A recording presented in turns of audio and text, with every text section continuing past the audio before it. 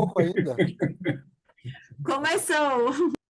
Bom dia a todos! Hoje, aqui direto do Peru, eu e a Cleide, e a van lotada. Vamos agora ouvir o Antônio Carlos, querido Antônio Carlos, com o corpo. Não lembro mais o que era. Mas vamos lá, Tony, tá contigo. Opa! Gratidão, Dani. Obrigado. Então, vamos lá, gente. Bom dia. É sempre uma alegria grande, né, estar aqui no Medpeuta. Medpeuta faz uma verdadeira revolução, né? A gente, com essa dose diária de sabedoria, de experiência, vem particularmente, né, vem mexendo comigo desde o início.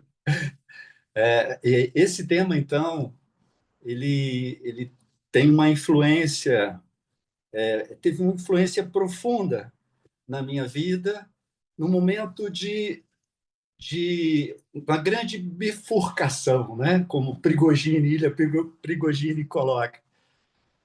Eu estava no primeiro contato com a influência pré-natal, estava no segundo ano de medicina, já meio em crise, tinha uma, uma ideia, uma expectativa de que ia entrar num universo de conhecimento que possibilitaria realmente ser um facilitador da cura. E ao me deparar com a ciência pura, dura, né? Onde a alma, a consciência já estava desconectada do corpo, né? No segundo ano de medicina, já após ter dissecado o meu cadáver, já ter lidado com a biologia do morto, a biologia sem a força vital, né? e, e em crise mesmo. Eu estava numa crise existencial que eu tinha que fazer uma escolha, estava insatisfeito. E nesse momento, segundo ano de medicina, eu tive meu primeiro contato e uma iniciação numa escola de mistérios, né? Uma das mais antigas escolas de mistério do mundo, né? Iniciada lá no Egito Antigo, com Akhenaton, a MORC, Antiga e Mística Ordem Rosa e Crucis, que estuda todas as tradições, né? Não é uma escola não sectária, iniciática. Você vai passando por iniciações, são 12 iniciações ao longo do tempo, e na medida do merecimento, do aprofundamento, da sua entrega, a busca da verdade, da sabedoria, você vai tendo acesso a um conhecimento que foi mantido pela tradição de uma forma iniciática, né? Hoje, muita coisa foi aberta, né? Mas isso sempre era passado, uma tradição oral, e não, ah, e não colocada assim publicamente. E que vinha paralela às religiões, né? E aos saberes do, do dia a dia, né? Bom, essa escola me apresenta a influência pré-natal. Nesse momento foi um grande alento, né? Porque eu já tinha um contato, uma curiosidade muito grande pela sabedoria asiática, né? Começou bem, aos 17 anos já comecei a praticar artes marciais, né? E contato com os orientais, yoga também, um pouco mais para frente. Então, esse contato com os asiáticos foi apresentou, abriu um universo, né, que eu tive um choque quando eu entrei na faculdade desejoso de, de me instrumentar com esse conhecimento. E vejam bem, eu vou começar, antes de entrar no tema mesmo, vou ler a definição do que era o campo akáshico, né, na Índia. Então, uma descrição do yogi indiano Swami Vivekananda. De acordo com os filósofos da Índia, todo o universo é composto de dois materiais, um dos quais eles chamam de Akasha. Ele é a existência onipresente em que tudo penetra e tudo permeia. Todas as coisas que têm forma, todas as coisas que resultam de combinação, evoluíram desse Akasha. É o Akasha que se torna o ar, que se torna os líquidos, que se torna os sólidos. É o Akasha que se torna o Sol, a Terra, a Lua, as estrelas, os cometas. É o Akasha que se torna o corpo humano, o corpo animal, as plantas, toda a forma que vemos, tudo que pode ser sentido, tudo que existe. Ele não pode ser percebido. É tão sutil que está além de toda percepção ordinária. Ele só pode ser visto quando se tornou espesso, quando tomou forma. No princípio da criação, há somente esse Akasha. No final do ciclo, o sólido, os líquidos e os gases fundem-se todos novamente em Akasha. E a criação seguinte procede de maneira semelhante desse Akasha. Então era essa visão que me encantava, né? Bom, e nesse segundo ano de medicina, quando aprofundo nisso, a,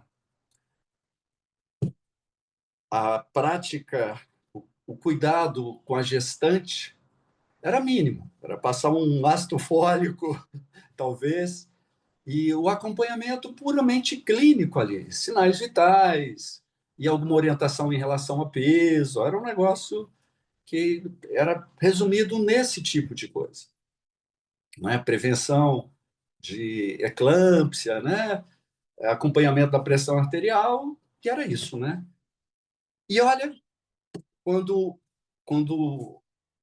eu estudo sobre a Grécia Antiga, a influência pré-natal era entendida principalmente em termos filosóficos, médicos e espirituais, com uma forte interconexão entre a mente, o corpo e o ambiente. Os gregos acreditavam que o período de gestação era fundamental para moldar o caráter, a saúde e o destino do indivíduo. Alguns aspectos dessa visão. Os gregos acreditavam que a concepção e o desenvolvimento pré-natal eram supervisionados pelos deuses, especialmente aqueles associados à fertilidade e ao nascimento, como Ártemis, protetora das mulheres grávidas, e Hera, deusa da maternidade. Os pais frequentemente faziam oferendas e rituais para garantir uma boa gravidez e o nascimento de uma criança saudável. Os médicos gregos, como Hipócrates, destacavam a importância do estado físico e emocional da mãe durante a gestação. Acreditava-se que a dieta da mãe poderia influenciar a saúde do bebê. Alimentos considerados puros e equilibrados eram recomendados. Emoções intensas ou desequilíbrios emocional da mãe ou desequilíbrio emocional da mãe poderiam ser transmitidos ao bebê, afetando seu temperamento ou caráter. Exposição da mãe a estímulos culturais como música, poesia e beleza era incentivada, pois se pensava que isso ajudaria a moldar um caráter refinado no bebê.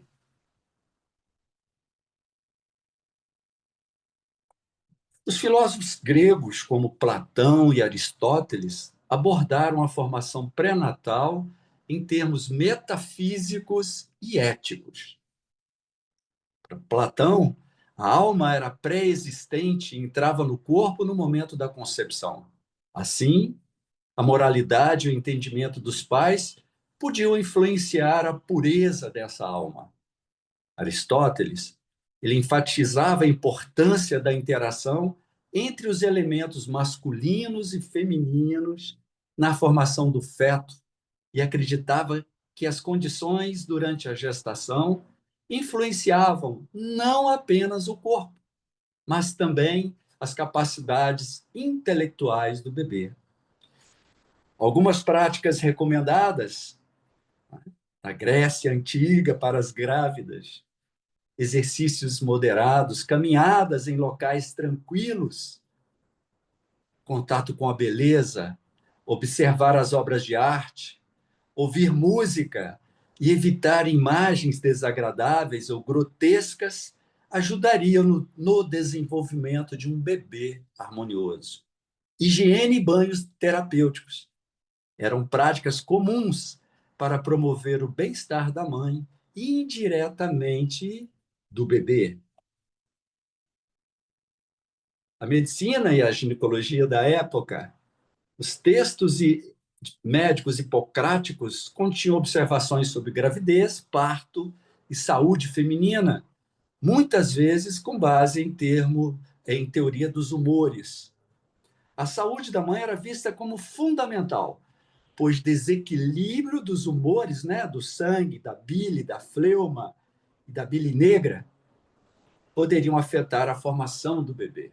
Observe o quanto isso é a tônica hoje, né? E a ciência vem para corroborar, né, com essa visão, né, com essa leitura do fenômeno, né, da forma científica, com isso que de um, já era uma prática comum na Grécia Antiga. Então, na Grécia Antiga, a influência pré-natal era compreendida como uma interação entre fatores biológicos, emocionais, espirituais e ambientais. Esse pensamento, ainda que primitivo em termos científicos modernos, mostra uma preocupação holística com a saúde materno-fetal, que ecoa em abordagens contemporâneas. É genial a gente observar a sabedoria, o que os antigos, que as tradições já tinham, né?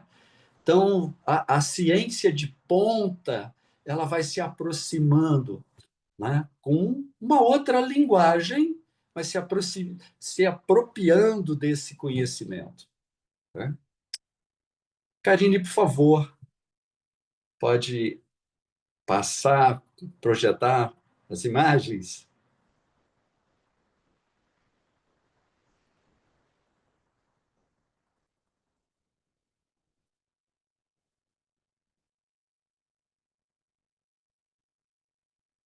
Isto. Então, hoje nós vamos olhar agora, mas de uma forma ainda meio romântica, para o conhecimento que a física de ponta, né? A física quântica, traz sobre a influência energética e informacional na criação e no desenvolvimento de uma nova vida. Então, pré-concepção e concepção já de um olhar mais contemporâneo. Próximo, Karine, por favor. Então, está aí essa imagem. Então, a gente começa. Olha como que isso aproxima da descrição do campo acástico. Então, vamos lá. Vamos junto comigo nessa viagem. Imagine um cobertor cósmico infinito, suave, pulsante, essencial. Esse cobertor, tecido pelo próprio tecido do universo, é o campo de ponto zero, onde todas as possibilidades existem, onde a energia primordial vibra em um estado mais puro. Então, esse é o campo original, a matriz original de toda a criação. Toda informação do cosmos está nesse campo. Tudo. Tudo que já existiu, que existe e que existirá, vem desse campo. Então, não existe nada fora desse campo. Olhamos para o campo, o biocampo da Terra. Isso é uma representação do biocampo da Terra, que é a somatória do biocampo de cada ser vivo no planeta Terra. Então, o campo de ponto zero, ele tem a informação do todo, da totalidade. E a gente vai entrar no campo do ser vivo. Então, a resultante, né, eletromagnética do campo da Terra, de Gaia. O próximo, Karine, por favor.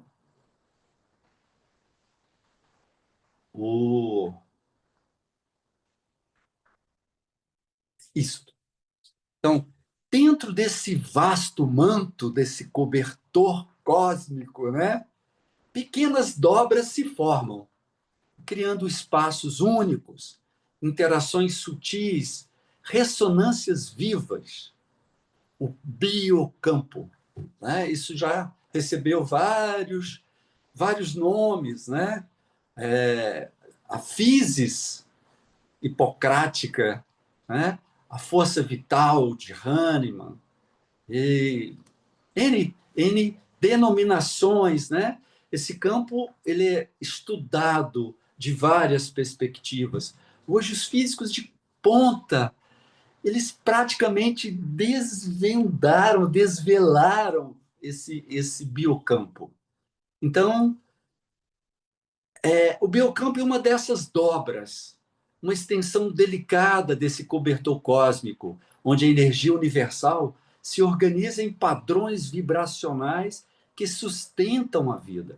Ele carrega informações essenciais, estruturando nossa existência e guiando processos biológicos como a inteligência, que ainda estamos aprendendo a decifrar.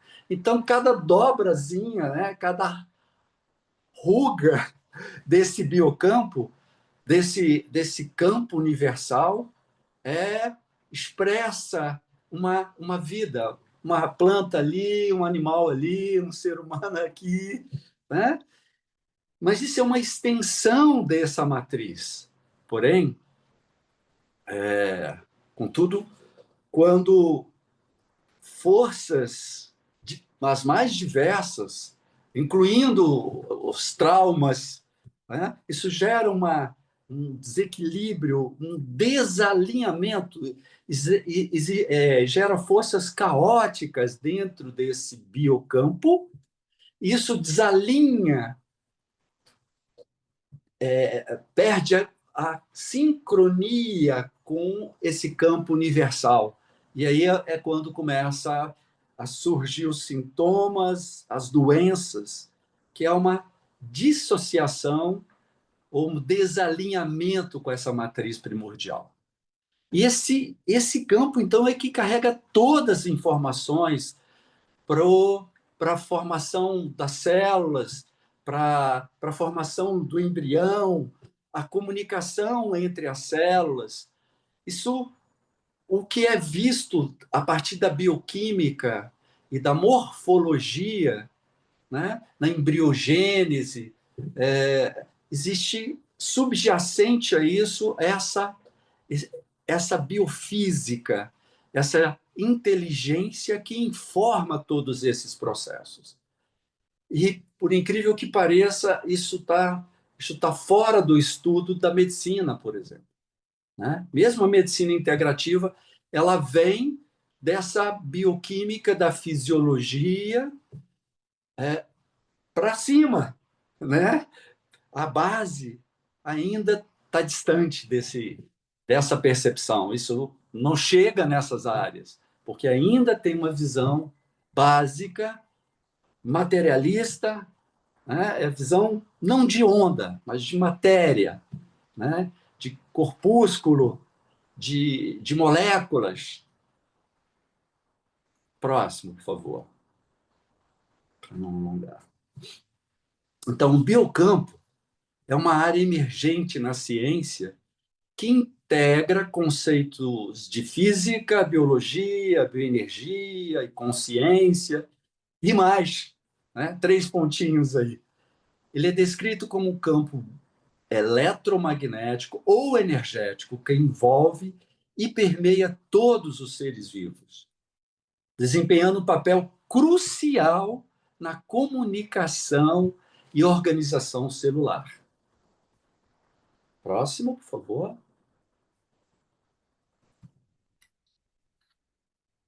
Então, esse biocampo e os biofótons, né? A luz que emana de cada célula. Então, na essência, somos luz. Influenciam a fertilidade e o desenvolvimento embrionário, para entrar mais especificamente nesse tema, né? Então, isso é representado como um grande holograma, onde está tudo interconectado. Não existe nada isolado, não tem lugar para exclusão, né? E nem o isolamento no cosmos. Está tudo interconectado nesse grande holograma. Vamos lá olhar um pouco mais para. Então, aqui, olhem para essas duas imagens, né? Então, quanto mais alinhamos nossa energia, nutrindo o corpo, equilibrando as emoções, cultivando intenções conscientes, mais macia e protetora se torna essa dobra do cobertor cósmico que nos envolve. A pré-concepção, então, se transforma em um momento de ajuste sutil, um ato de preparar o espaço para que a vida possa nascer, envolta na mais pura sintonia com o universo. Então, o adoecimento são essas vibrações caóticas, né? E hoje você tem como aparelhos de biorressonância, você tem como analisar isso, né? Até com um aurímetro, com um pêndulo, você detecta essa desarmonia nos centros de energia, nos chakras, né? E que na acupuntura você dá uma harmonizada, só que dura muito pouco tempo. Você sai de uma sessão de acupuntura, né, com uma outra percepção, um sentimento subjetivo de enorme bem-estar, mas daí uma semana, no máximo, você já precisa de uma nova sessão. Então, rapidamente, a gente volta para esse... o ambiente é desarmônico, né? É intoxicado, vibrações, desde da química do solo, do ar, das relações egóicas, né? Egoístas, e é, é, a 5G, essa poluição vibratória de todo jeito, gera esse desequilíbrio, esse desalinhamento do biocampo com a matriz existência, a matriz de toda a criação. E isso é o adoecimento. Próximo, voltando na pré-concepção, esse biocampo precisa estar afinado, equilibrado, fluindo em coerência com o grande campo do ponto zero. Como um viajante que se cobre antes de partir para um mundo desconhecido, é importante que a energia desse cobertor envolva e aqueça o momento da criação. Então, o biocampo dos pais influencia diretamente o biocampo do óvulo fertilizado, contribuindo para a saúde energética e a vitalidade do futuro embrião. Já antes mesmo do ovo, né, do zigoto ser formado, né, o biocampo do espermatozoide, o biocampo do óvulo,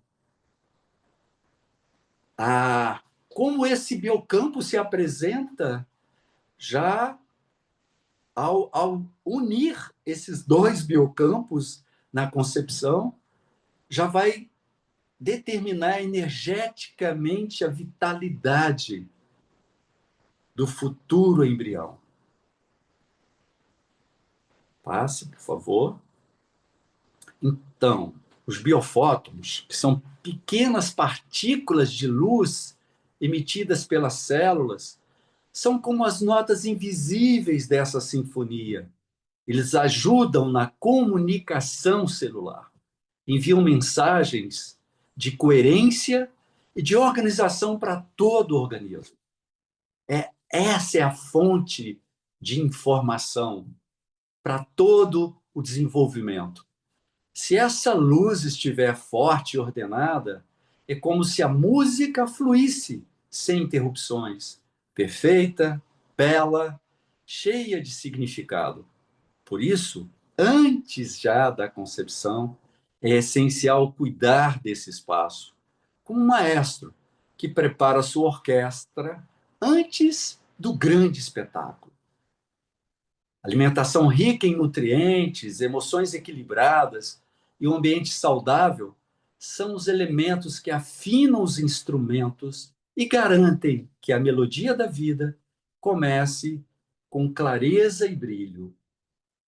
Cada escolha, cada cuidado nesse momento pode ser como um acorde bem colocado, um toque especial na grande composição do existir.